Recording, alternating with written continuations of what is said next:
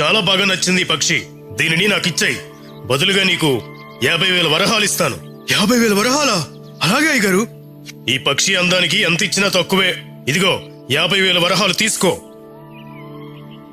రాజు ఆ కిన్నెర పక్షిని జమీందారు గారికి ఇచ్చేసి 50,000 వరహాలు తీసుకున్నాడు. ఇదంతా చాటు నుండి చూస్తున్నాడు అక్కడే ఉన్న రంగు. వీడినిలా వదిలేస్తే ఆ 3 లక్షల వరహాలు సంపాదించి నా కూతురిని పెళ్లి చేసుకుని నా కొల్లుడైపోయేలాగున్నాడు. వీడినిలా వదలకూడదు అని కొంతమంది కిరాయి మనుషులకి డబ్బులిచ్చి రాజుని దారి కాసి చంపేయమని చెప్పాడు.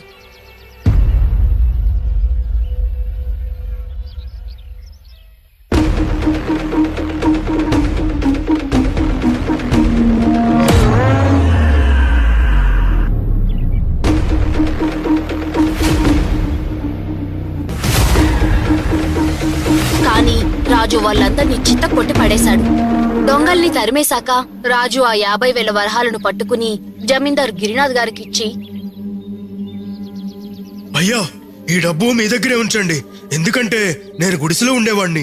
ఇంత సొమ్ము నా దగ్గర ఉంచలేను. నాకు అవసరమైనప్పుడు మీ దగ్గర నుండి తీసుకుంటా అని చెప్పి వెళ్లిపోయాడు.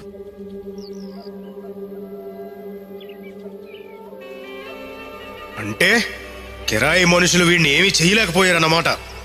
అయితే తన వేలితో తనకన్నే పొడుచుకునేటట్లు చెయ్యాలి అని ఒక ఉపాయం ఆలోచించి జిత్తులు మారి నక్కలాగా జమీందారు గిరినాథ్ దగ్గరకు వెళ్లి, అయ్యా జమీందార్ గారు, మీరు ఆ పక్షిని గమనించారా?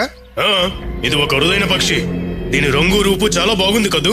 అది కాదయ్యా, ఆ పక్షి ఇది వరకట్లాగా లేదు. అది గమనించారా? ఇది వరకులాగా లేదా? అంటే ఏంటో వివరంగా చెప్పు, నాన్సొద్దు. మనం అన్ని పక్షులకి ఇచ్చే ఆహారం దీనికి కూడా ఇవ్వడం వలన ఈ పక్షి నీరసించుకుపోయింది. చూడండి, ఇది ఒక అరుదైన జాతి పక్షి కదా. దీనికి పెట్టే ఆహారం కూడా ప్రత్యేకంగా ఉంటుందనుకుంటా. దీనిని ఇలాగే వదిలేస్తే కొంతకాలానికి చనిపోతుందేమో అనిపిస్తుందయ్యా. ఏమిటి రంగు నువ్వు అనేది? అన్ని పక్షులకి ఇచ్చే ఆహారం కాకుండా దీనికి ప్రత్యేకంగా ఏం పెట్టాలి? ఇలాంటి ప్రత్యేకమైన జాతి పక్షులు తినడానికి దేవకుంకుమ పువ్వు విత్తనాలని ఉంటాయంట. ఆ చెట్టు ఒకటి తెప్పించి మన పెరట్లో వేస్తే సరిపోతుంది. దేవకుంకుమ పువ్వు విత్తనాలా? అవి ఎక్కడ దొరుకుతాయి? ఇంతకీ ఈ విషయం నీకెలా తెలుసు? ఈ పక్షి కోసం నా స్నేహితుడితో మాట్లాడినప్పుడు వాడు చెప్పాడయ్యా ఈ విషయం.